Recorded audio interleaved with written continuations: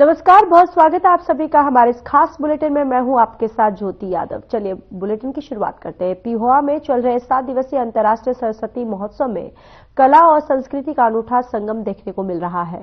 महोत्सव का शुभारंभ बुधवार को मुख्यमंत्री नायब सेनी ने की और आदि बद्री तीर्थ से किया है। महोत्सव में विधानसभा अध्यक्ष हरविंद्र कल्याण बतौर मुख्य अतिथि रहेंगे। विधानसभा अध्यक्ष सरस मेला और विभिन्न प्रदर्शनियों का अवलोकन भी करेंगे। इसके बाद प्रसिद्ध सूफी गायक कंवर ग्रोवाल की प्रस्तुति होगी। कंवर ग्रोवाल के कार्यक्रम को लेकर शहर में उत्साह का माहौल बना हुआ है।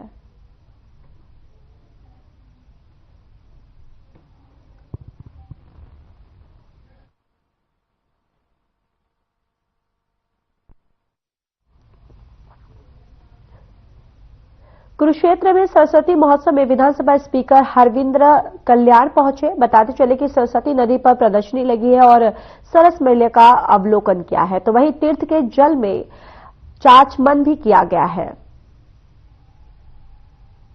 ये सरस्वती महोत्सव की मैं सभी को बहुत बहुत बधाई देता हूं और 1 सप्ताह तक चलने वाला ये महोत्सव मैं समझता हूं कि वर्तमान की सरकार लगातार संस्कृति को बढ़ावा देने का काम कर रही है और लगातार संस्कृति को मजबूत करने की बात कर रही है।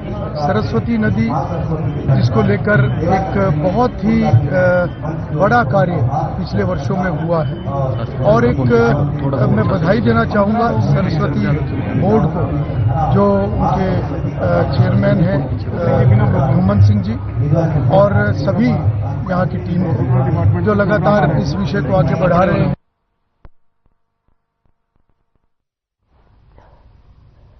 चंडीगढ़ में नाबार्ड का साल 2025 से 26 के लिए स्टेट क्रेडिट सेमिनार आयोजित किया है, जिसमें हरियाणा के मुख्य सचिव विवेक जोशी ने शिरकत की है। इसके साथ ही NABARD, Reserve Bank of India, State Bank of India और हरियाणा के ब्यूरोक्रेट्स ने भी शिरकत की। नाबार्ड ने हरियाणा में वित्त वर्ष 2025 से 26 के लिए 3.14 लाख करोड़ का आकलन किया है, जो पिछले साल के मुकाबले करीब 38% ज्यादा है। मुख्य सचिव विवेक जोशी ने कहा कि नाबार्ड का स्टेट फोकस पेपर हरियाणा सरकार के सामने एक लक्ष्य के तौर पर काम करेगा और क्यूजे प्रदेश के विकास में एक मार्गदर्शक की भूमिका निभाएगा। वहीं स्टेट फोकस पेपर के जरिए ग्रामीण क्षेत्र की अर्थव्यवस्था में भी तेजी आएगी।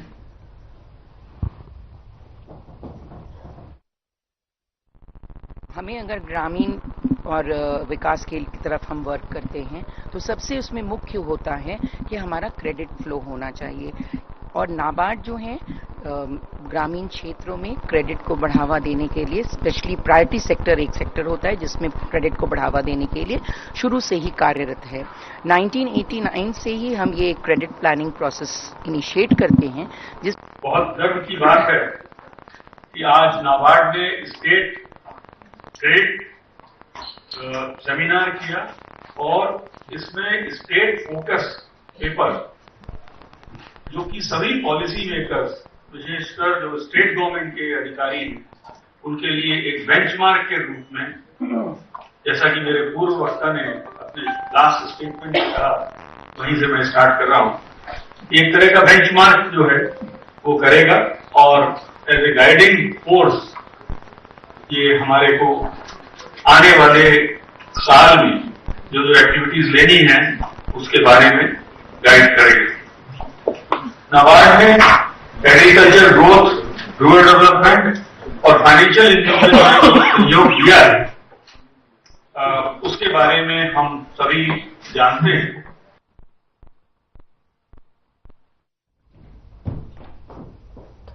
तो वहीं हरियाणा के ऊर्जा, परिवहन और श्रम मंत्री अनिल विज ने अरविंद केजरीवाल के बयान के बाद उन पर हमला दर्ज करवाया है और वहीं केजरीवाल ने कहा कि अमित शाह यमुना का पानी पीकर दिखाए, जिस पर अनिल विज ने कहा कि हमारे हरियाणा के मुख्यमंत्री ने पीकर दिखाया है।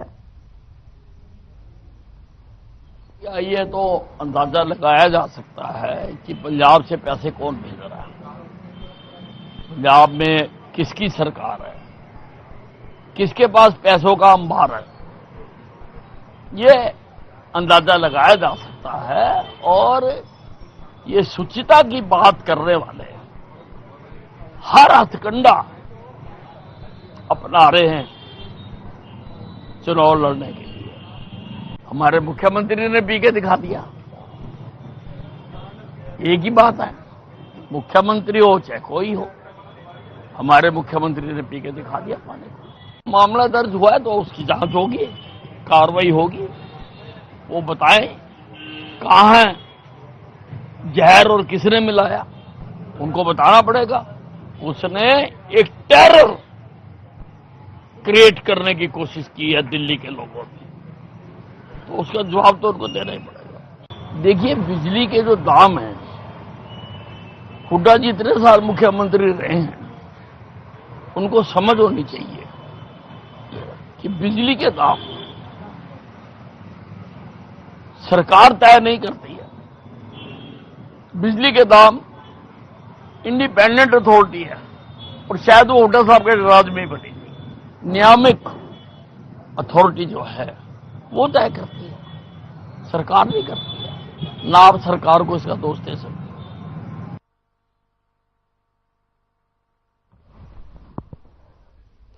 पलवल में वैष्णो देवी मंदिर से चलकर बागेश्वर धाम तक गौमाता को राष्ट्रीय गौमाता घोषित करने के लिए पदयात्रा की जा रही है। पदयात्रा के दौरान चल रहे युवाओं का पलवल पहुंचने पर हिंदू संगठनों की ओर से स्वागत किया गया। दरअसल गौमाता को राष्ट्रीय गौमाता घोषित करने के लिए वैष्णो देवी माता जम्मू कश्मीर कटरा से पदयात्रा करते हुए युवाओं की टीम का पलवल पहुंचने पर हिंदू संगठनों के तमाम सदस्यों की ओर से भव्य स्वागत किया गया। इस मौके पर मौजूद हिंदू संगठनों के पदाधिकारियों ने पदयात्रा करते हुए युवाओं का फूल माला पहनाकर स्वागत किया। आपको बताते चले कि चरखी दादरी हरियाणा के रहने वाले जॉनी जैम 1 जनवरी से पदयात्रा करते हुए अपनी यात्रा का समापन बागेश्वर धाम में करेंगे और जानकारी देते हुए बताया कि उनका मकसद गौ माता को राष्ट्रीय गौ माता घोषित करवाना है।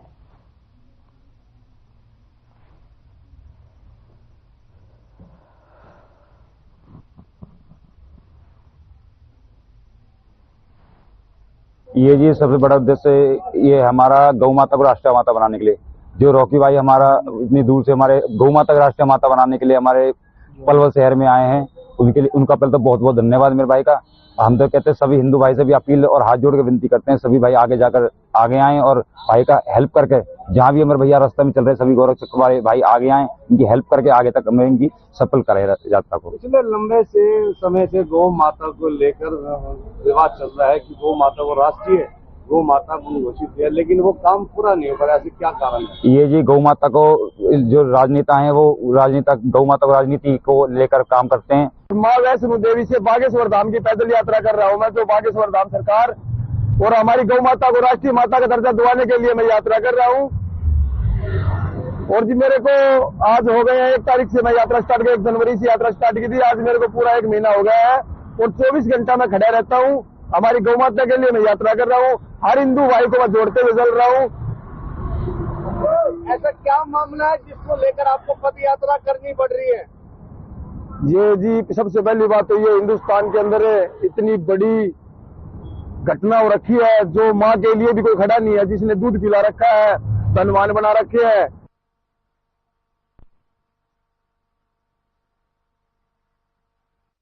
आप पार्टी के संयोजक अरविंद केजरीवाल द्वारा हरियाणा में यमुना में जहर मिलाने के आरोप पर पूर्व कैबिनेट मंत्री कंवरपाल गुर्जर ने कड़ी प्रतिक्रिया व्यक्त की है। यमुनानगर से मीडिया से बातचीत करते हुए गुर्जर ने कहा कि उन्होंने अपने राजनीतिक जीवन में ऐसे घटिया आरोप लगाते हुए किसी को नहीं सुना है। उन्होंने कहा है कि दिल्ली में भी हमारी जनता है और हम दिल्ली के हैं, दिल्ली हमारी राजधानी है। इस तरह के आरोप लगाना पूरी तरह से गैर जिम्मेदाराना है और बुनियाद है कि बेबुनियाद भी है। और उन्होंने ये भी कहा कि हरियाणा की यमुना का आचमन मुख्यमंत्री नायब सैनी ने लिया है और जिसे सब मीडिया ने देखा है। उन्होंने कहा है कि वास्तव में दिल्ली में जो इंतजाम यमुना को लेकर किए जाने थे वो नहीं किए गए हैं। देखिए, केजरीवाल जी ने जो आरोप लगाए बेहद गैर जिम्मेदाराना आरोप है। यानी कि कोई भी आदमी उसके ऊपर विश्वास भी नहीं कर सकता। जिस प्रकार से एक बिल्कुल नौटंकीबाज व्यक्ति होता है, उस तरीके का व्यवहार एक इतना बड़ा नेता कर रहा है और चुनाव में लोगों के बीच में गलतफहमी पैदा कर रहे हैं। और उसके लिए एक एजेंसी है, कोई भी आप एजेंसी को बैठ के चेक करा सकते हैं। अभी माननीय मुख्यमंत्री जी वहां गए और स्वयं माननीय मुख्यमंत्री जी ने उस जल का आचमन किया और मुख्यमंत्री जी ने और भी बहुत लोग वहां गए, हमारी पार्टी के और भी जो हमारे पहले मंत्री भी रहे हैं और विधायक भी रहे हैं और पार्टी के भी अन्य जिम्मेदार कार्यकर्ता वो भी गए, उनकी भी वीडियो अभी सामने आई है। उन्होंने भी जाके वहां आचमन किया और पूरा मीडिया सामने था वहां, कोई ऐसा नहीं, पूरे मीडिया के सामने उनको दिखाया गया कि किस प्रकार से उन्होंने जल लिया, उसका आचमन किया। तो पानी जो है हम यहां से बिल्कुल ठीक पानी और अच्छा पानी जिसकी अच्छी क्वालिटी है, और बोर्ड ने भी ये बात मान ली है।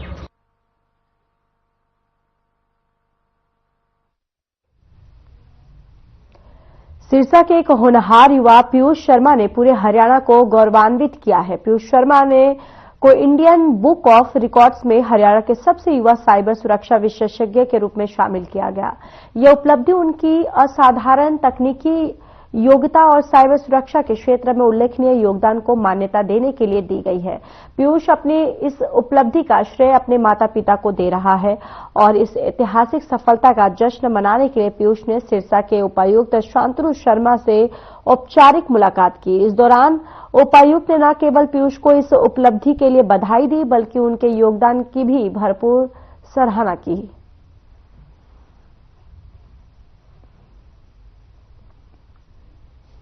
उपलब्धि का सारा श्रेय अपने माता पिता को देना चाहता हूँ। मैं सिरसा के डीसी साहब शांतनु शर्मा जी का धन्यवाद करना चाहता हूँ जिन्होंने मुझे अपना कीमती समय दिया। मैं सिरसा के लिए कुछ जागरूकता अभियान शुरू करना चाहता हूँ जिससे हम लोग ज्यादा से ज्यादा लोगों को साइबर अपराध से जागरूक कर सकें। तो कब आपने शुरू किया, कितना समय लगा, किस तरह का संघर्ष रहा? ये संघर्ष मेरा 2017 से स्टार्ट हुआ था, जो कि अभी मुझे 6 साल हो गए हैं जो इसी संघर्ष में जुटे हुए। और मेरा गोल है कि हम लोग पूरे हरियाणा को साइबर जागरूक कर सके। हम साइबर फ्रॉड कंप्लीटली तो खत्म नहीं कर सकते, बट एटलीस्ट हम लोग अवेयरनेस कैंपेनिंग लॉन्च कर सकते हैं जिससे लोग ज्यादा से ज्यादा साइबर फ्रॉड होने से बच सके।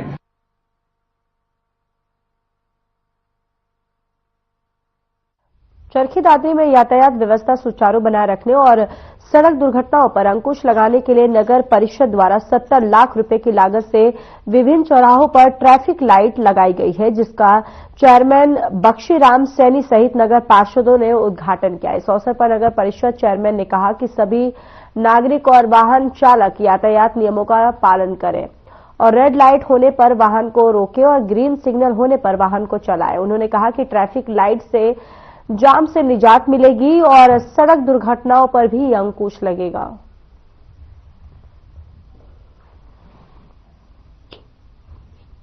ट्रैफिक लाइट लगवाई गई थी कमेटी के द्वारा। आज अमर सभी का उद्घाटन कर दिया गया है। लगभग 70 लाख रुपए की लागत से इनका काम हुआ है। जाम की स्थिति में निजात मिलेगी और जो एक्सीडेंट चौक पर एक्सीडेंट होते हैं उनको बुरी तरह से लोगों को फायदा नहीं है, इसलिए लाइट लगवाई गई है। आज दादरी शहर के अंदर 5 पॉइंटों का उद्घाटन हुआ है। यहाँ चिड़िया मोड़ से शुरुआत हुई है, भगवान वाल्मीकि जी चौक पर पुष्प अर्पित करके लाइटों का शुभारंभ किया गया है। लगभग मेरा अनुमानित 70 लाख के आसपास में है। वो प्रतिक्रिया चली हुई है, सीसीटीवी कैमरा के लिए प्रतिक्रिया चली हुई है।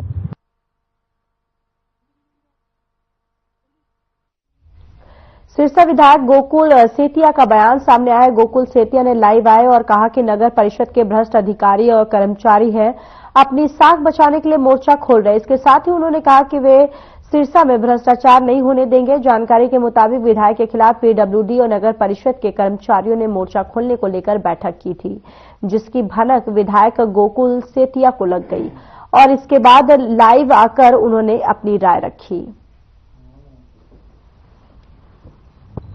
अभी एक ताजा खबर मिली है कि कुछ निकम्मे और लापरवाह ना काम करने वाले कामचोर अफसर कुछ पीडब्ल्यूडी B&R महकमे के सिरसा के कल मीटिंग कर रहे हैं कि एमएलए के खिलाफ कोई प्रोटेस्ट करें, किसी प्रकार से एप्लीकेशन दें, स्वाद आ जाएगा।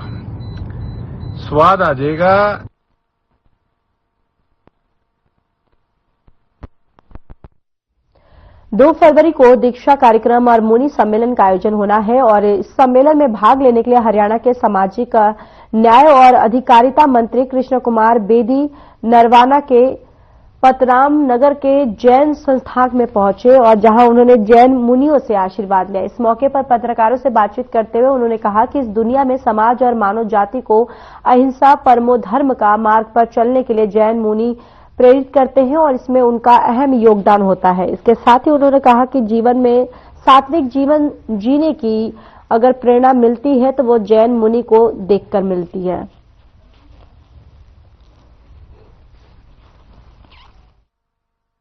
इस देश और दुनिया को, मानव जाति को एक ऐसी दिशा देने वाला समाज जिनका अहिंसा परमो धर्म और सात्विक जीवन की प्रेरणा यदि मिलती है तो जैन मुनियों को देखकर मिलती है, इन तपस्वियों को देखकर मिलती है कि पूरा जीवन जिस प्रकार से पूरे देश और समाज की तपस्या के लिए, मानव जाति की तपस्या के लिए जीवन अर्पण करते हैं। और हमारा सौभाग्य की बात है कि निर्वाणा जैसी धरा पर 2 फरवरी 2025 को दीक्षा और मुनि सम्मेलन एक साथ यहां पर किया जा रहा है। बड़ा भव्य आयोजन यहां पर होगा पुरानी अनाज मंडी निर्वाणा के अंदर।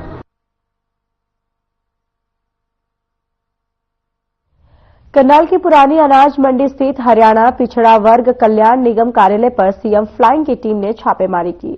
टीम सुबह ही कार्यालय में दाखिल हो गई। टीम ने पहुंचते ही सबसे पहले हाजिरी रजिस्टर और पुराना रिकॉर्ड अपने कब्जे में लिया। इस छापेमारी के बाद कार्यालय में हड़कंप मच गया और सभी अधिकारी और कर्मचारी दंग रह गए। निगम में जांच के दौरान कार्यशैली में काफी अनियमितताएं पाई गई। गुरमीत सिंह फील्ड अधिकारी भी गैर मौजूद पाए गए। छापेमारी के दौरान टीम ने पिछड़ा वर्ग को दिए जाने वाले लोन समेत अन्य सरकारी योजनाओं की फाइलें खंगाली। करीब 100 लंबित मिली हैं और अभी तहकीकात जो है वो की जा रही है।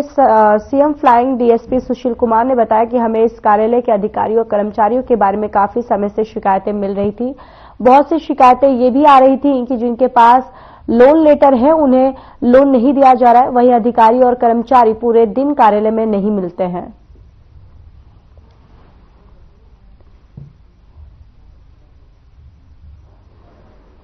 यह हरियाणा पिछड़े वर्ग और आर्थिक रूप से कमजोर वर्ग कल्याण निगम का ये दफ्तर है।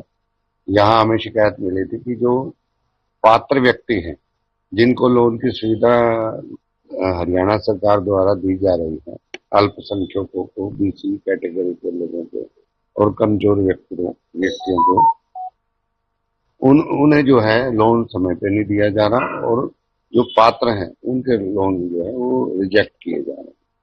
और समय पे भी जो है वो उसमें कर्मचारी आते हैं। जो आज चेक किया गया, फील्ड ऑफिसर गुरमीत सिंह जी हैं जो एब्सेंट मिले हैं, ठीक है, तो कुछ अनियमितताएं मिली है जो इनके उच्च अधिकारियों को हम लिखेंगे।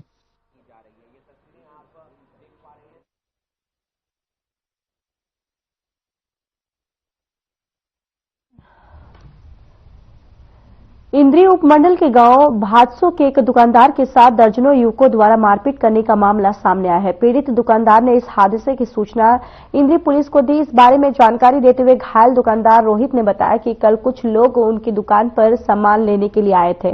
उनके साथ मोलभाव के दौरान कुछ बहस हो गई, जिस पर वो लोग हमें भला बुरा कहकर चले गए। रोहित ने बताया कि कुछ देर बाद वो लोग अपने दर्जनों साथियों के साथ हमारी दुकान पर आए और मुझे और मेरे भाई को बुरी तरह से गड़ासी और डंडों से पीटा। मेरे सिर पर गड़ासी से वार किया और मुझे जान से मारने की धमकी दी। मेरे पिता और कुछ अन्य पड़ोसियों के बीच बचाव करने पर वो चले गए। रोहित ने बताया कि इस लड़ाई में मुझे और मेरे भाई को काफी गंभीर चोटें आई हैं। हमला करने वाला युवक भादसों गांव का ही रहने वाला है।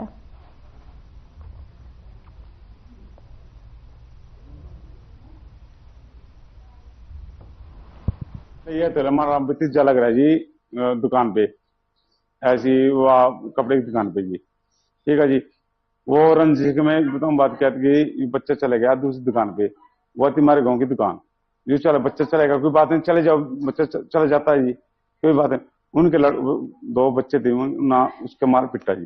बोल रहा है कि हमारी दुकान से है ना जो बाहर हो जा, तो भाई मजे लेना है यहाँ पर, ठीक है। मैं अपनी दुकान में वापस गया तो उसका बड़ा भाई आया विशाल, जो वो मैं हमारी दुकान से मुझको ले गया और गली में बाहर घेर के चौक पे कई बंदों ने मुझको मारा और क्या नाम लेकर उसका डैडी था नहीं जो, वो कह रहा था जो मैं मौके पर होता तुम्हारी टांग बांह तोड़ के घेर देता, जो आगे से हमारी दुकान में पैर दर्द दिया।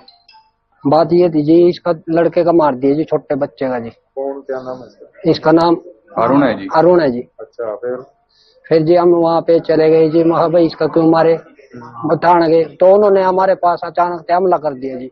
डंडे ले रहे थे जी, तलवार चक्कू ले रहे थे जी, और गंडासियां ले रहे थे जी। एक की तो बांह टूट गई जी, और मेरा भी चोट लगी है जी टांग पे और बांह पे। हाँ जी, मेरे भी सिर के पीछे डंडा मार लगे। झगड़ा है जी यहाँ पे, बच्चे बस वहाँ परली दुकान पे लग रहा था जी ये लड़का, तो वहां से ही मारते पीटते लाए जी ना। ये जो है ना, कोई भादसो गांव में कोई झगड़ा हुआ है, आपसी मतलब झगड़ा है इनका। तो अभी ये ट्रीटमेंट के लिए मेरे पास आए थे। तो इसमें जो है 3 पार्टी के तो एक आदमी है जिनको चोटें हैं, तो उनको जो है फर्स्ट एड देके हमने करनाल के लिए रेफर कर दिया है। और इससे पहले जो आए थे वो मिस्टर रोहित हैं, सन ऑफ श्री प्रेम कुमार, उसको भी चोट थी, तो उसको भी फर्स्ट एड देके हमने करनाल के लिए भेज दिया है उसको। कल शाम को ना यहाँ पर जैसे पहले तो 2 बंदे आए थे, जैसे वो आए बातचीत कर रही, अरुण के साथ थोड़ी सी बहस होगी, तो वे चले गए गाड़ी गुड़ी देके चले गए वे। उसके बाद थोड़ी देर बाद आधे घंटे बाद आए वे, कम से कम 30-35 जने होंगे, उससे ज्यादा ही होंगे, कम नहीं थे। तो वे हमारे साथ ना कहने का मतलब हाथापाई करने लग गए। वे तो उनके पास तलवार चक्कू बिंडे सारा कुछ था जी।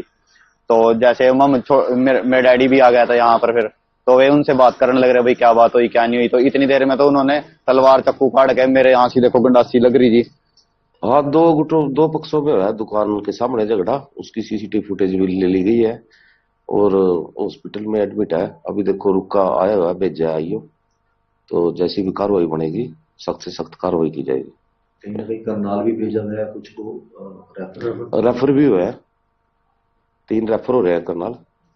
अब देखते हैं कितनी चोटें हैं, MLR में क्या है उसके हिसाब से, जो भी मेडिकल के हिसाब से भी धारा इजाद करके सख्त कार्रवाई की जाएगी। तो इस तरीके के कार्य करते हैं उनके खिलाफ क्या पुलिस का क्या कार्रवाई करेगी? जो ऐसे शरारती तत्व उनको बिल्कुल भी बख्शा नहीं जाएगा। जो माँ बाप के पैसे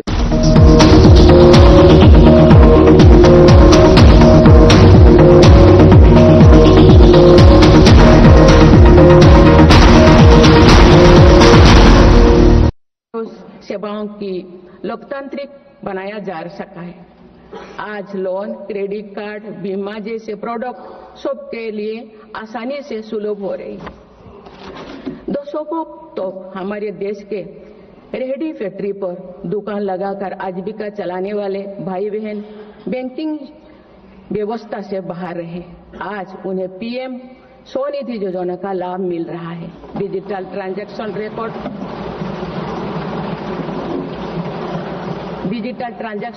रिकॉर्ड के आधार पर उनको बिजनेस बढ़ाने के लिए और लोन मिलता है। ONDC की व्यवस्था ने डिजिटल कॉमर्स यानी ऑनलाइन शॉपिंग की व्यवस्था को समावेशी बनाया है। आज देश में छोटे बिजनेस को भी आगे बढ़ाने का समान अवसर मिल रहा है। माननीय सदस्यगण, मेरी सरकार ने 10 वर्षों में प्रगति के जो नए अध्याय लिखे हैं उनमें से एक स्वर्णिम सोपान भारत को डिजिटल क्रांति का भी है। आज भारत टेक्नोलॉजी के फील्ड में एक प्रमुख ग्लोबल प्लेयर के रूप में अपनी उपस्थिति दर्ज करवा रहा है। दुनिया के बड़े देशों के साथ ही भारत में 5G सर्विसेज की शुरुआत इसका एक बड़ा उदाहरण है। भारत की UPI टेक्नोलॉजी की सफलता से दुनिया के कई विकसित देश भी प्रभावित हैं। आज 50% से ज्यादा real time digital transaction Bharat में हो रहा है। मेरी सरकार ने डिजिटल टेक्नोलॉजी को सामाजिक न्याय और समानता के एक टूल के तौर पर इस्तेमाल किया है। डिजिटल पेमेंट कुछ लोगों या कुछ वर्गों तक सीमित नहीं है। भारत में छोटे से छोटा दुकानदार भी इस सुविधा का लाभ उठा रहे हैं। गांव में भी बैंकिंग सेवाएं और UPI जैसे वर्ल्ड क्लास टेक्नोलॉजी उपलब्ध है। भारत में पिछले 10 साल में बने 5 लाख से ज्यादा कॉमन सर्विस सेंटर्स सरकार की दर्जनों सुविधाएं ऑनलाइन उपलब्ध कराई जा रही है। मेरी सरकार ने लोगों के जीवन पर सरकार का प्रभाव कम करने के लिए ई गवर्नेंस को महत्व दिया है। डिजी लॉकर्स की व्यवस्था ने लोगों को कभी भी कहीं भी अपने महत्वपूर्ण डॉक्यूमेंट्स पाने और दिखाने की सुविधा दी गई। तेजी से डिजिटाइज होते हमारे समाज में आज राष्ट्रीय सुरक्षा से जुड़ा एक और महत्वपूर्ण विषय साइबर सिक्योरिटी है। डिजिटल फ्रॉड, साइबर क्राइम और डीप फेक जैसे टेक्नोलॉजी सामाजिक, आर्थिक और राष्ट्रीय सुरक्षा के लिए चुनौती भी बनी है। इन साइबर क्राइम को नियंत्रित करने के लिए कई कदम उठाए गए हैं। साइबर सुरक्षा के क्षेत्र में भी युवाओं के लिए रोजगार की संभावनाएं हैं। मेरी सरकार साइबर सिक्योरिटी में दक्षता सुनिश्चित करने दिशा में निरंतर कार्यरत है। इसके फलस्वरूप भारत ने ग्लोबल साइबर सिक्योरिटी इंडेक्स में Tier 1 स्टेटस प्राप्त कर लिया है।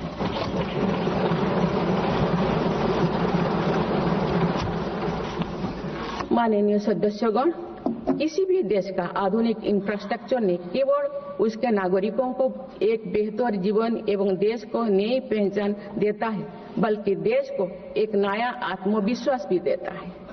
बीते दशक में भारत ने वर्ल्ड क्लास इंफ्रास्ट्रक्चर निर्माण के कई माइलस्टोन तय किए हैं। इस आधुनिक इंफ्रास्ट्रक्चर से दुनिया में भारत की छवि मजबूत हुई है। इन्वेस्टर्स का भारत के प्रति भरोसा बढ़ा है, उपयोग को बल मिला है और नए रोजगार का निर्माण हो रहा है।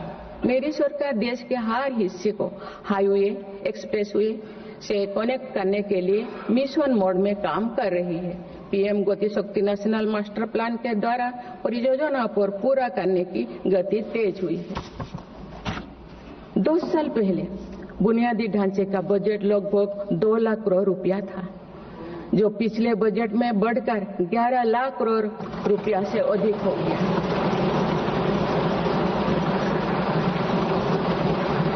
पिछले एक दशक के काम को आगे ले जाते हुए पिछले 6 महीने में मेरी सरकार ने भविष्य के इंफ्रास्ट्रक्चर में रिकॉर्ड निवेश किया है। वाडवोन में भारत के पहले डीप वाटर मेगा पोर्ट की आधारशिला रखी गई है।